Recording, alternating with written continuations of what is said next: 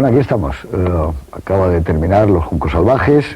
Digamos que es el año 94, pues quizá la noticia más importante es con la que empieza el año, con un terremoto enorme en Los Ángeles. Ya sabe usted que cayeron autopistas, se incendiaron edificios y bueno, murió muchísima gente. Que es el año 94 cuando el cine español obtiene un gran éxito en Hollywood, con la película Belle Époque, dirigida por Fernando Trueba, producida por Andrés Vicente Gómez, y que consigue ni más ni menos que el Oscar a la mejor película en lengua extranjera. Ese es el año que el Festival de Cannes, cito de memoria, pero creo que no me falla, lo gana Pulp Fiction de Tarantino, que el Festival de Berlín lo gana En nombre del padre, y que hay una gran película que gana Venecia, que es Before the Rain, después de la lluvia. También digamos que muere el expresidente americano Richard Nixon, que tuvo que dimitir por el escándalo del Hotel Watergate, como saben ustedes. Y bueno, digamos que es un año en que el presidente Clinton es acusado de acoso sexual. En 1991 se desentierra eso en un hotel de Little Rock en Arkansas, que es una noticia bastante frecuente en la política norteamericana última.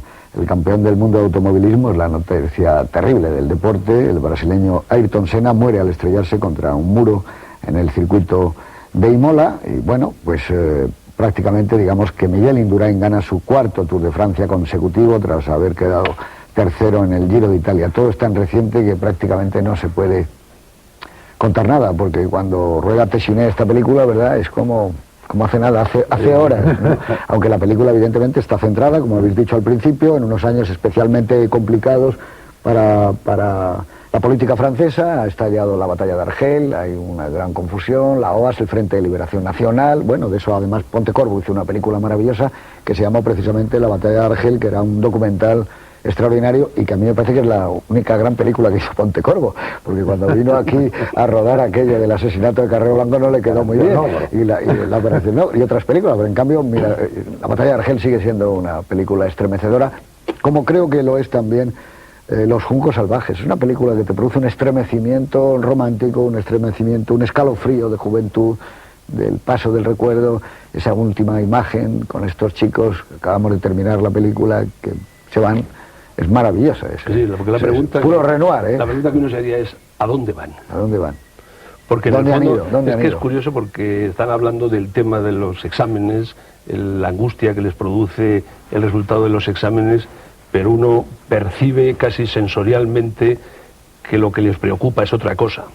Y después de esa maravillosa panorámica casi de 360 grados, que termina en ellos chicos que se van, que se supone que se van al instituto, pero la pregunta que uno se queda es ¿a dónde van? Porque realmente la película es de una amargura absoluta. Yo creo que abandonan el esplendor en la hierba que tenía Wordsworth y nuestro amigo Eliaca. Nunca mejor, porque esta es una película de verde y de hierba. También es una película que no tiene absolutamente nada que ver, porque efectivamente las cosas que pretende contar son muy distintas a la película. También estaba ese escalofrío de juventud. Pero también estaba ese escalofrío de juventud. Claro. Y efectivamente pierden, en ese momento pierden el esplendor en la hierba. El primero que lo pierde efectivamente porque es el más maduro y el que más responsabilidades, digamos, políticas y personales tiene es Henry. Él se va primero y ellos, como tú muy bien dices, van primero al instituto, pero después. Pero además es curioso, también hay otra frase cuando se va Henry que dice que se va a coger el tren de las 6. Los 4 se van.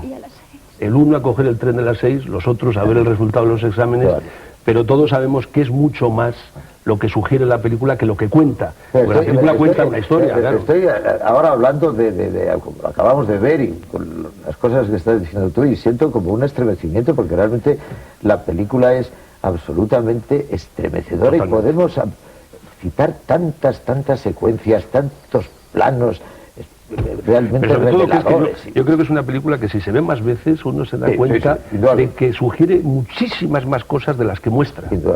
Porque muestra algo muy evidente, que es lo que todos acabamos de ver, pero cuando uno lo analiza hay tanto detrás de cada plano, detrás de cada escena.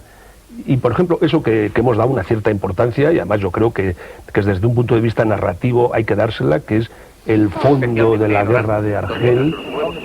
A mí me da la sensación que a Téchiné le interesa un poco, es decir, los acontecimientos históricos en sí mismos le importan un Yo creo que estamos de acuerdo, Él pone esa especie de fondo y le interesa en tanto en cuanto afecta a la historia de esos adolescentes, condiciona la historia de esos adolescentes, pero en el fondo es un fondo solo, es un background que está allí, evidentemente. Comparable con el plano, que ese sí que es estremecedor, de la moto.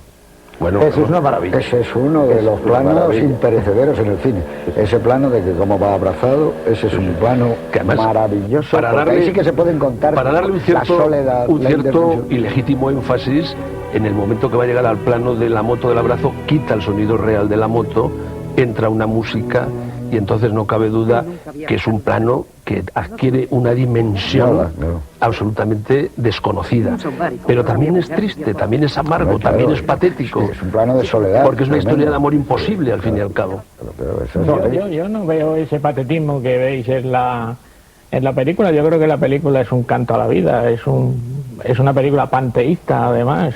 A mí ese plano que tú recuerdas de la panorámica final tan hermosa, que repite en otra ocasión, que es cuando la señora Álvarez siente el escalofrío que ha sentido la argelina, también hace un plano que de alguna manera lo que está diciendo Téchiné, yo creo que la película es muy francesa, aquí Francia, esta es Francia, la Francia agrícola, la Francia menestral, etcétera. Pero yo no la veo.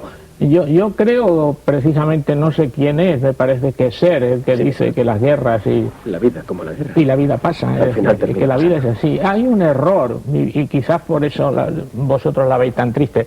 Hay un error, creo yo, en la traducción del título. En realidad no debería de llamarse, como no debió de llamarse La fresa salvaje en la película de Berman, sino Las fresas silvestres. Y esta película debería llamarse Los juncos silvestres. Y entonces a mí me parece un canto a la vida en la medida que el junco, a pesar de todo lo que es del viento, lo único que hace es doblarse. Lo que han hecho ellos en esta época de su juventud es doblarse, solamente después se van a enderezar. Entonces, Pero es que esa es la grandeza de la película. Es una película que tiene tal capacidad de sugerencia que cada uno ve una película distinta, y esa es su grandeza. A mí sí hay un momento que me parece muy sombrío, y quizá yo creo que resume perfectamente la situación de Argelia, que es cuando llega este señor y le dice a su mujer que salga. ¿Perdón? Cuando llega al coche y le dice el profesor a su mujer que salga, y ese es un momento dice, hace frío, y se vuelve a meter en el coche. Hace frío. Es que el profesor Morelli es un enorme personaje que está muy poco... Creo que eso es el drama de Argel. Es el símbolo del desgarramiento. Y es un plano patético. Y el diálogo previo que tienen los dos profesores... Pero no solamente dice hace frío la argelina, que es árabe, sino la señora Álvarez, en el plano en el que está de espaldas, siente el mismo escalofrío. Es decir, la señora Álvarez ha caído en la contradicción del Partido Comunista. Quiero decir que si no se habla de ese fondo ambiental, no se entera uno de que realmente ha ido la película. Mientras que su hija hace el amor con el de la OAS, con el facha, porque supera la ideología. Va más allá de la ideología. Eso me parece que está clarísimo. Es una cosa que está absolutamente clarísimo en la película. Yo antes, yo no creo que la película sea patética. Simplemente lo que ocurre es que todas esas emociones me producen un estremecimiento, pero efectivamente la película a veces es patética y a veces es un canto a la vida.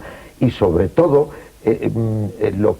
lo que más me asombra y me estremece, pero me estremece de una manera lúdica y vital, es esta tolerancia que estos jóvenes demuestran, esta